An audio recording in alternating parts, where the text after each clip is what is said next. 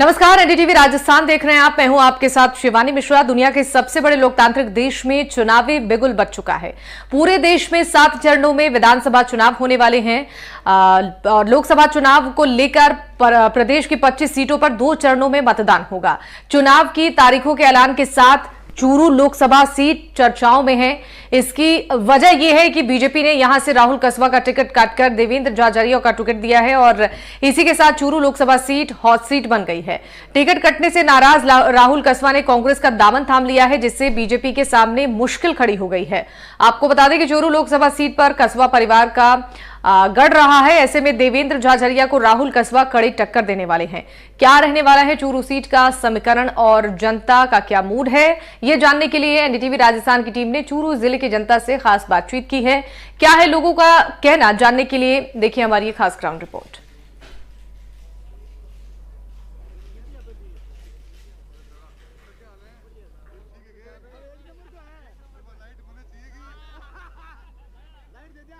दुनिया के सबसे बड़े लोकतांत्रिक देश भारत में चुनावी बिगुल बज चुका है। भारत की सभी 543 सीटों के ऊपर 7 चरणों में मतदान होना है। वहीं राजस्थान की बात करें तो राजस्थान में पहले और दूसरे चरण में मतदान होना है। 25 सीटों के ऊपर संग्राम है वो छिड़ चुका है। वहीं राजस्थान की चूरू लोकसभा सीट भी इस बार काफी अहम है।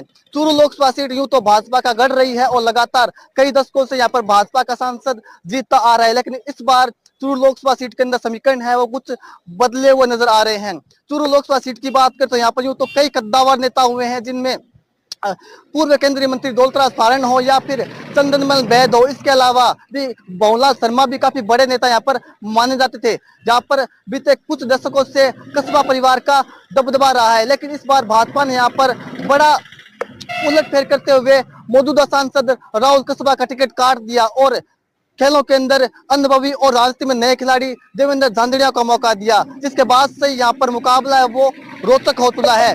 वहीं 2019 के परिणामों की बात करें तो 19 के अंदर भी दिलचस्प परिणाम देखने को मिले, जहाँ एक और कांग्रेस की ओर से रफीक मंडेलिया मैदान में थे तो वहीं दूसरी ओर भाजपा की ओर से राहुल कसबा मैदान में थे। राहुल कसबा ने तकरीबन 3,34,000 वोटों के बड़े मार्जिन के साथ कांग्रेस के रफीक मंडेलिया को पटकनी दी थी, जिसके बाद से ही लग रहा था कि यहाँ पर कसबा को एक बार फिर से मौका दिया जाएगा। लेकिन इस बार जब टिकट बंटवारे के अंदर जब नाम आए तब सबको चौंकाते हुए भाजपा ने यहाँ पर देवेंद्र झाझड़िया के नाम की घोषणा की, जिसके बाद से ही मौजूदा सांसद राहुल कसबा रह रहकर अपनी नाराजगी है वो ट्विटर के माध्यम से, एक्स के माध्यम से, सोशल मीडिया के माध्यम से जाहिर कर रहे थे और अंततः उन्होंने कांग्रेस का दामन थाम लिया और कांग्रेस ने उन्हें चूरू से टिकट थमा दिया, जिसके बाद से यहाँ पर अब कांटे का मुकाबला है वो देखा जा रहा है। चूरू लोकसभा सीट की बात करें तो यहाँ पर कुल 22 लाख मतदाता है, जिनमें सबसे ज्यादा सरदार शहर विधानसभा सीट के ऊपर मतदाता है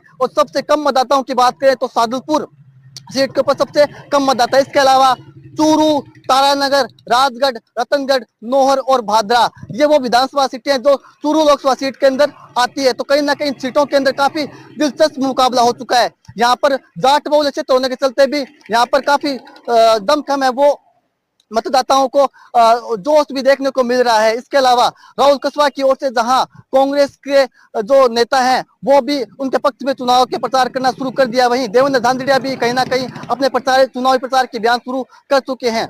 यहाँ पर इश्यूज की बात करें तो चूरू के अंदर रेल है या फिर किसानों से संबंधित बहुत सारे इश्यू है जिनके ऊपर जिन्हें पार्टियां मुद्दा बना सकती है। वहीं राहुल कसबा है वो मुख्य रूप से अभी लोकतंत्र खतरे में, जैसा कि वो कांग्रेस पार्टी कहती है, उनको इशू मना रही है। इसके अलावा भाजपा की बात करें तो भाजपा के देवेंद्र झाझड़िया वो राम लहर के मुद्दे पर सवार है। इसके अलावा मोदी की गारंटी की बात वो कर रहे हैं। हालांकि देखना दिलचस्प होगा कि जब 4 जून को परिणाम आएगा तो वो किसके पक्ष में रहते हैं। लेकिन हाल फिलहाल के अंदर चूरू के अंदर जो राजनीतिक पारा है वो बढ़ा हुआ नजर आ रहा है और कांग्रेस के जहां राहुल कसबा और देवेंद्र झाझड़िया भाजपा के दोनों ही मैदान में उतर चुके हैं और अपना चुनाव प्रचार शुरू कर चुके हैं। हालांकि कहीं ना कहीं क्षेत्र के बड़े और कद्दावर नेता राजेंद्र राठौड़ के ऊपर भी देवेंद्र झाझड़िया का बड़ा जिताने का दारोमदार होगा और सांसद राहुल कसबा वो लगातार जो भाजपा के नेता है राजेंद्र राठौड़, उनके ऊपर हमलावर भी हैं और हमला भी कर रहे हैं। अब देखने वाली बात यह होगी कि जब 4 जून को परिणाम आएगा तो वो किसके पक्ष में जाता है। हालांकि हाल फिलहाल के अंदर चूरू के अंदर मुकाबला है वो रोचक हो चुका है और चूरू जिला तो चूरू लोकसभा सीट है वो प्रदेश की हॉट सीट बन चुकी है। अब देखने वाली बात ये होगी कि जब परिणाम आता है वो किसके पक्ष में जाता है, लेकिन अभी दोनों ही ओर से वार पलटवार है वो शुरू हो चुके हैं। भाजपा की ओर से जहां देवेंद्र झांझड़िया मैदान में है तो कांग्रेस की ओर से राहुल कसवा मैदान में है। सभी की नजरें इस सीट के ऊपर है। चलिए कुछ और लोगों से जानने की कोशिश करते हैं कि चूरू लोकसभा चुनाव के अंदर क्या मुद्दे इस बार प्रभावित रहेंगे। सर, चूरू लोकसभा की बात करें तो इस बार क्या मुद्दे हैं वो यहाँ पर प्रभावित रहेंगे? चूरू लोकसभा क्षेत्र की बात है, वो जहां तक मुद्दों का प्रश्न है, अगर ये चुनाव मोदी के नाम से ही लड़ा जाएगा तो मुद्दे गौण है एक पार्टी की तरफ से, और अगर मोदी बनाम मुद्दे हो गए तो बीजेपी गौण रहेगी, ये निश्चित रूप से तय बात है। आज बेरोजगारी है वो मुंह चढ़ करके बोल रही है। केंद्र सरकार में कम से कम 50 लाख ऐसे पद हैं जो रिक्त पड़े हैं और कोई भरने का नाम नहीं ले रहा। पिछले 9 साल में एक भी वैकेंसी ऐसी नहीं निकली है जो गवर्नमेंट ने कर्मचारियों से फॉर्म लेकर के भरे हों। ये बात अलग है कि रेलवे के 70,000 एक बार, 52,000 एक बार, 3 बार वो नियुक्ति पत्र बांटे हैं मेल वगैरह के। बाकी अब देखिए किसी भी विभाग में भर्ती नहीं हुई। राम मंदिर है, सीए है या फिर धारा 376 है, ये मुद्दे नहीं रहेंगे प्रभावित? मैं वही बात कहना चाहता हूँ कि जो राम मंदिर का मेल मुख्य मुद्दा है, ये धार्मिक भावना से जुड़ा हुआ है और सनातन वर्ग है वो इस आधार पर ही वोटिंग करेगा इस बार, ये तय बात है। सांसद राहुल कसवा निवर्तमान है और कांग्रेस से चुनाव लड़ रहे हैं। देवेंद्र झांझड़िया मुकाबला में है भाजपा की ओर से। कैसा मुकाबला देखने को मिलेगा यहाँ? यहाँ राजनीति क्या है कि व्यापार का रूप ले चुकी है। जो पाड़ा बदल प्रोग्राम है वो बड़ा भिन्न हो गया। राजनेता कोई काम नहीं करना चाहता। पहले राजनीति करते थे जो जन सेवा के उद्देश्य से करते थे। अगर बीजेपी की टिकट नहीं मिली वो कांग्रेस में चला गया और तुरंत कांग्रेस ने टिकट दे दी, और कांग्रेस से टिकट नहीं मिली वो बीजेपी में चला गया और बीजेपी ने टिकट दे दी। पूरे भारत में आप देखिए बीजेपी का कांग्रेसीकरण हो जाएगा थोड़े दिन बाद। उन्हें कांग्रेस की आवश्यकता नहीं रहेगी।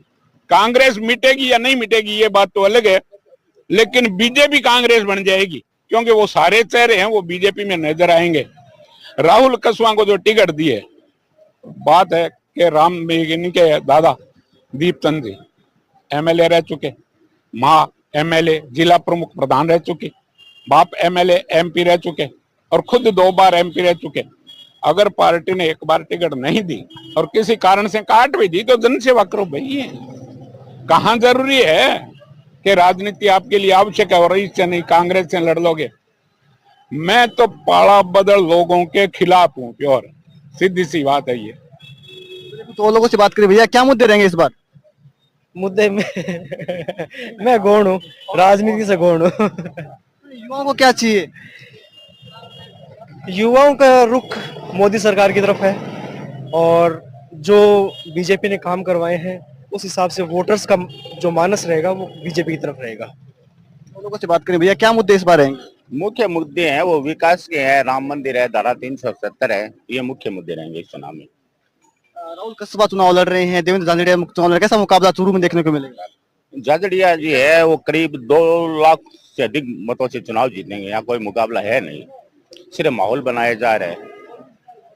राहुल जी कह रहे हैं कि स्वाभिमान की लड़ाई है, टिकट नहीं दी। देखो जिस नेताओं की टिकट घटती है वो ये शब्द काम में लेते हैं। पीछे भी आपने देखे कुछ समय पहले ये स्वाभिमान शब्द बना ही इसलिए है कि टिकट नहीं मिले, चुनाव में आए, स्वाभिमान के नाम पे चुनाव लड़े और रिजल्ट आपने देखे स्वाभिमान पे लड़ने वालों को। या युवाओं के क्या मुद्दे? युवाओं की तरफ विकास है, राम मंदिर है, बीजेपी विजयी होगी। आपको क्या उम्मीद है, क्या काम होने चाहिए मोदी सरकार के अंदर वापस अगर रिपीट होती तो सरकार?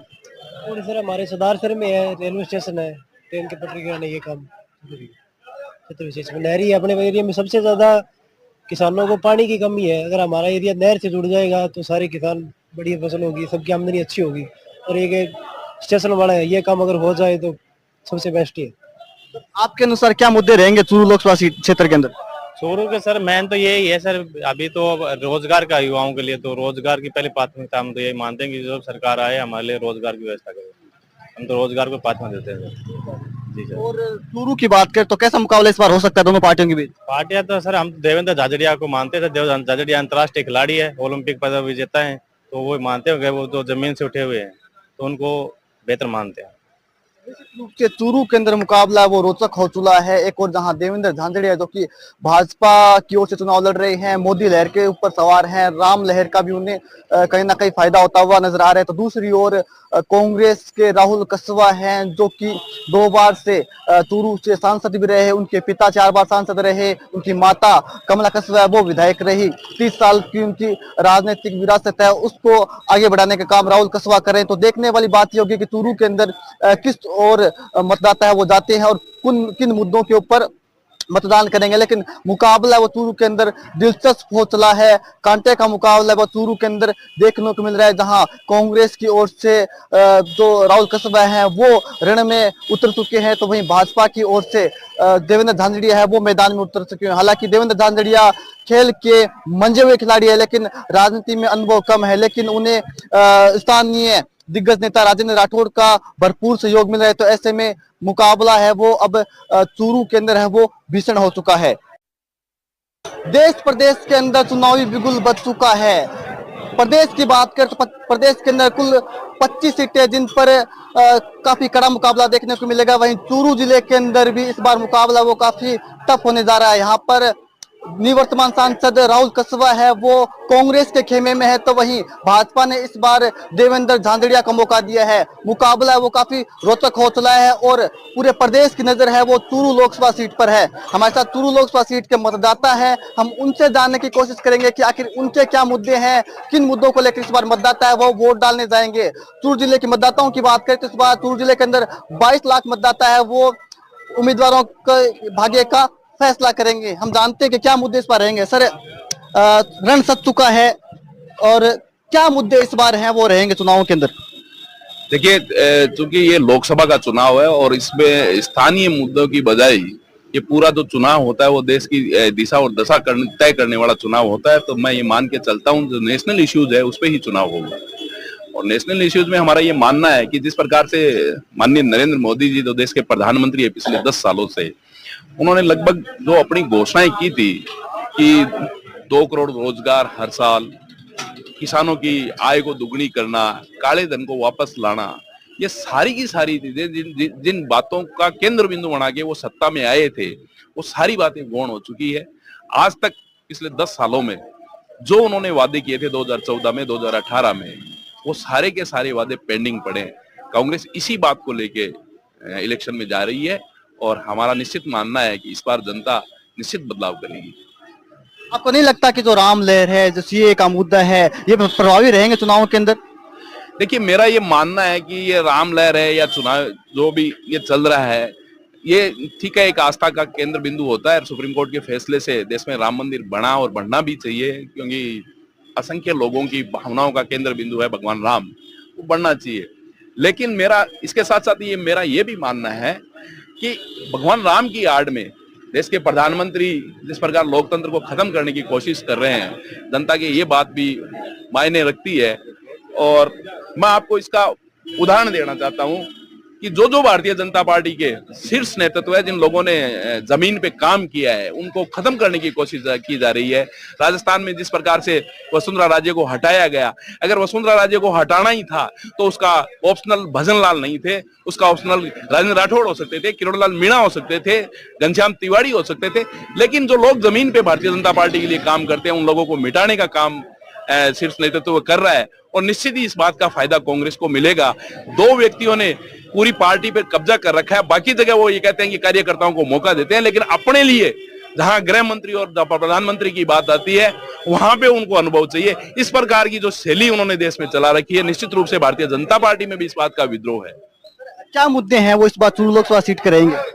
चुनाव में इस बार मुद्दे, ये लोकसभा के चुनाव है, राष्ट्रीय चुनाव है, इसमें सबसे बड़ा मुद्दा यही है कि राष्ट्र के उत्थान और विकास के लिए भारतीय जनता पार्टी ने जो 10 साल में माननीय प्रधानमंत्री पीएम मोदी ने जो कार्य किए हैं, वो पीछे आज से किसी सरकार ने इतना काम नहीं किया जितना इस बार हुआ है। जैसे 370 को हटाना, राम मंदिर बनाना, बहुत से ऐसे मुद्दे हैं जिनसे भारतीय जनता पार्टी के प्रति लोगों का बहुत बड़ा रुझान बढ़ा है। और यही कारण है कि अब की बार मोदी जी का जो नारा है कि अब की बार 400 पार, और निश्चित रूप से 400 सीटें भारतीय जनता पार्टी को मिलेगी।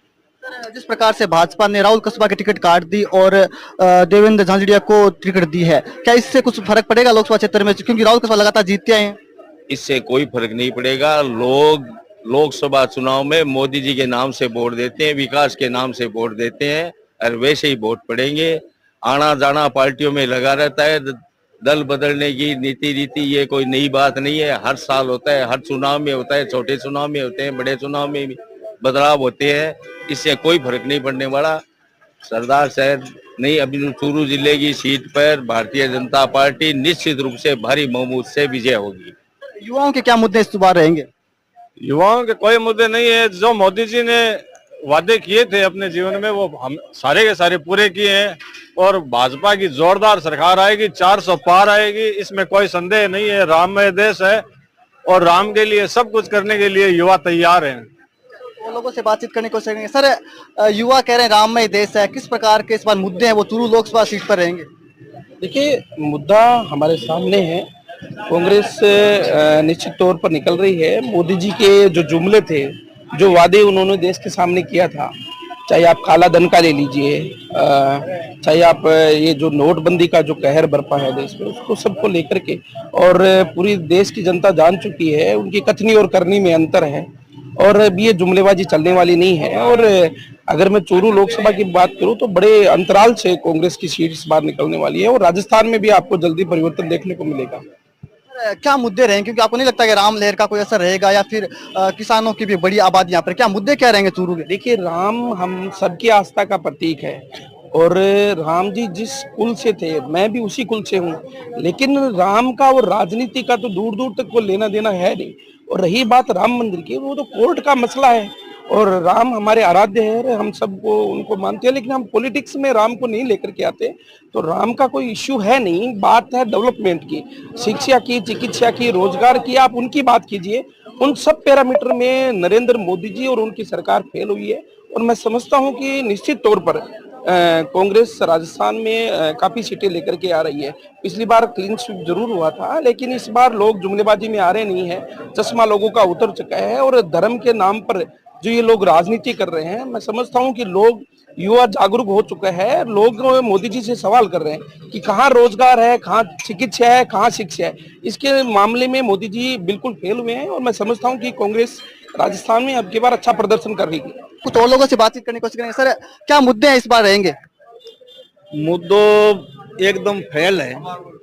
मुद्दों एक ही है, मोदी जी है तो मुमकिन है, और 400 पार, और कांग्रेस का सुपड़ो साफ है, एकदम एकदम क्लियर है। कांग्रेस की हिंदुस्तान में सीट आसी 35, आज लिखर ले लिया, पूरे हिंदुस्तान के मैंने 35 सीट है कांग्रेस। कांग्रेस खत्म है, क्योंकि जितना राहुल जी बोल रहे हैं नहीं, वो भी तो बीजेपी का फायदो हो रही है। कदी मात्र शक्ति ने कुछ बोल रही है, कहीं की बोल रही है, कहीं की बोल रही है, तो कोई देश के लायक प्रधानमंत्री मंडल लायक कोई नहीं है आदमी। लोकल कोई इश्यू नहीं है सर, जिस प्रकार से भ्रष्टाचार की बात होती है कि भ्रष्टाचार हुआ है, नौकरियां नहीं मिल रही युवाओं को, महंगाई बढ़ रही है, कांग्रेस किस प्रकार के आरोप लगाते हैं, ये इश्यू नहीं रहेंगे लोकसभा में? मैं बताऊं, कांग्रेस 55 साल हिंदुस्तान ने लूट के खायो, 55 साल। आज नौकरियां की बात करे, ले रहे किन्ने गए है? मनमोहन सिंह 10 साल रहे, कितनी नौकरियां दी हिंदुस्तान के मैंने युवा ने? अरे कितना ने राजीव और के बोले राहुल ने घोषणा करी लोन माफ 10 दिन के, मैंने कितना के युवा ने बन धर्म दे गया, पूछोगे कितना लोन माफ करिया? अब 25 गारंटी ले रहे। पब्लिक ने बेवकूफ बनाने खातिर, और जो ठग गठबंधन हुई है वो एकदम फेल है, और मोदी जी 400 पार है। कांग्रेस इस बार राहुल कसवा जी लड़ रहे हैं चुनाव, लगातार वो जीतते आए हैं, विकास की बात करते हैं, कुछ प्रभाव रहेगा उनका? ना, राहुल कसवा जी यहाँ से चुनाव हारेंगे, और ये मैं लिखित में देता हूँ, और बोलो एकदम चुनाव हारेंगे। सर, क्या मुद्दे हैं इस बार रहेंगे? मुद्दे सिर्फ आदरणीय यशस्वी प्रधानमंत्री नरेंद्र मोदी जी के नाम पे चुनाव होगा, मोदी जी के नाम पे वोट पड़ेंगे, और Bharatiya Janata party all over Hindustan में 400 पार जाएगी, और उसमें चूरू जिले का अहम रोल रहेगा। यहाँ से देवेंद्र झाझड़िया जीत के दिल्ली की लोकसभा में जाएंगे। आपको नहीं लगता कि राहुल कसबा से कहीं ना कहीं नुकसान होगा भाजपा को चूरू के अंदर, इस प्रकार से माहौल बन रहा है एक राजस्थान के अंदर के चूरू लोकसभा सीट तो कांग्रेस जीतने ही जा रही है? नहीं, राहुल जी अच्छे व्यक्ति थे, लेकिन उन्होंने जो पार्टी ज्वाइन की वो पार्टी हिंदुस्तान के अंदर कहीं पर भी नहीं है। उस पार्टी के कारण राहुल जी को भी लॉस होगा और यहाँ से भारतीय जनता पार्टी जीतेगी। भैया क्या युवाओं के क्या मुद्दे इस बार है? मुद्दा भाई की कोनी है, ये दोनों पार्टी है एक सी है, दोनों बहने हैं आपस में। कोई किसान जवान के बारे में किसी के बारे में बात नहीं करती है। वो बीजेपी कांग्रेस पे इल्जाम लगा रही है, कांग्रेस बीजेपी पे लगा रही है। हाँ, इससे अच्छा है बीजेपी है जो कुछ युवाओं के बारे में सोच रही है। हाँ, कुछ काम बीजेपी ने गलत किए हैं तो कुछ अच्छे किए हैं। जैसे अपनी बाहर की विदेश नीति है वो बहुत अच्छी है बीजेपी की, इसलिए बीजेपी बेटर है। सर बात करें तो युवा देवेंद्र झाझड़िया इस बार हैं भाजपा की ओर से, कांग्रेस की ओर से राहुल जी कसवा है। लगता है मुकाबला रोचक होगा, राजस्थान की हॉट सीट बन चुकी है। नहीं, मेरे को लगता है कि भारतीय जनता पार्टी काफी बेक हो चुकी है और पूरे चूरू जिले का मैं ज्यादा कुछ नहीं कह सकता, लेकिन मैं समझता हूं कि सरदार शहर में हमारे विधायक श्रीमान अनिल जी शर्मा 2 बार वो विधायक रहे हैं, 7 बार उनके पिताजी विधायक रहे हैं, अभी वो प्रेजेंट में विधायक है। तो निश्चित तौर से सरदार शहर में तो राहुल जी कसवा बढ़त लेंगे ही लेंगे, लेकिन जो माहौल लोगों से सुन रहे हैं उस हिसाब से निश्चित तौर पर राहुल जी कसवा तीसरी बार लोकसभा में पहुंचने का काम करेंगे। लोकल क्या मुद्दे रहेंगे? देखिए, लोकल मुद्दा जिस प्रकार का जो डेवलपमेंट है, अगर मैं सरदार शहर विधानसभा की बात करूं तो फ्लाईओवर का मुद्दा है, रेल लाइन को आगे लेकर के जाने का मुद्दा है, ये सब बातें चल रही है। और लोग रोजगार की बात करते हैं, लोग शिक्षा की बात करते हैं, लोग चिकित्सा की बात करते हैं। जो जैसा कि मैंने बताया आपको, जिस प्रकार से मोदी जी ने महिला पहलवानों का जिस प्रकार से वो हमारे देश को गौरवान्वित किया, लेकिन उसके बाद में जिस प्रकार की स्थितियां बनी, जिस प्रकार की किसानों की जो स्थितियां बनी, उन सबको लेकर के मोटे तौर पर अगर हम कहें तो यही बात है कि जो मोदी जी की जो कथनी थी, कथनी और करनी में अंतर है। ये जो चश्मा था धर्म के नाम के ऊपर, जाति के नाम पर ऊपर जो वोट बटोरने का जो उनका तरीका था, लोगों के चश्मा उतर चुका है। आज के युवा है वो रोजगार की बात करते हैं, शिक्षा की बात करते हैं। रोजगार की बात करें सर, चूरू के अंदर देखें तो मतलब जाट बहुल क्षेत्र है, तो मतलब इस बार लग रहा है कि सारे जाट मतदाता है वो लगभग राहुल जी कसबा के साथ लामबंद खड़े हुए नजर आ रहे हैं। नुकसान होगा भाजपा को इससे? ऐसी कोई बात नहीं है। सामने भारतीय जनता पार्टी से भी जाट उम्मीदवार है और एक साधारण किसान परिवार का व्यक्ति है, दिव्यांग है, राष्ट्रीय खेलों में जिसने पदक जीते हैं। तो जातिवाद की कोई ऐसी बात नहीं है। जितने जाट है उतने मूल ओबीसी के भी बहुत बड़ी संख्या में वोट है, जो 90% कम भारतीय जनता पार्टी के साथ है। सर क्या मुद्दे हैं इस बार लोकसभा चुनाव के? देखो, मोदी सरकार को युवकों ने वोट रोजगार के लिए दिया था, 2 करोड़ नौकरी हर साल देने का, जिसमें मोदी सरकार फैल रही है। सिवाय राम मंदिर के और 370 के अलावा उनका कोई विकास के प्रति कोई मेजरमेंट नहीं रहा है। युवा वर्ग भयंकर निराश है। और रही बात राहुल कसवा की, तो पिछले लोकसभा चुनाव में रफीक जी मंडेलिया जो माइनॉरिटी से आते हैं, उन्होंने 4,64,000 वोट लिए थे और 3,34,000 से राहुल कसवा भारतीय जनता पार्टी से जीते थे। अब की बार मुझे ऐसा लगता है कि 1.5 लाख के समथिंग वोटों से राहुल कसवा चुनाव जीतेंगे। ये जो मोदी भक्त है, इनको तो अंधे होकर वोट देना, उनको विकास और रोजगार के अवसर की बात ही नहीं करनी है। सिर्फ मंदिर मंदिर मंदिर वही लोग करेंगे जिनको कोई काम नहीं है, जिनके मत्थे में भूसा भरा हुआ है।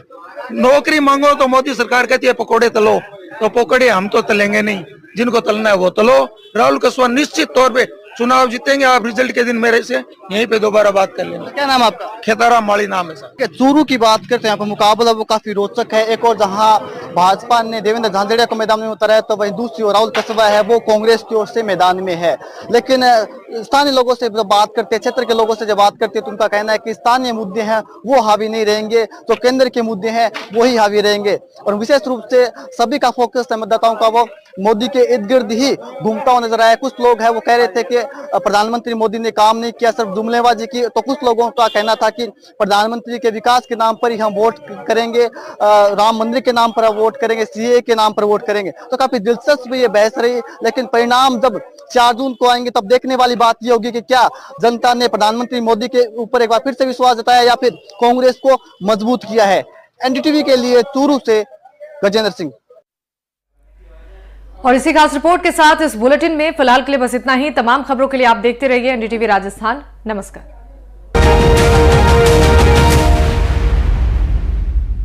प्रायोजक है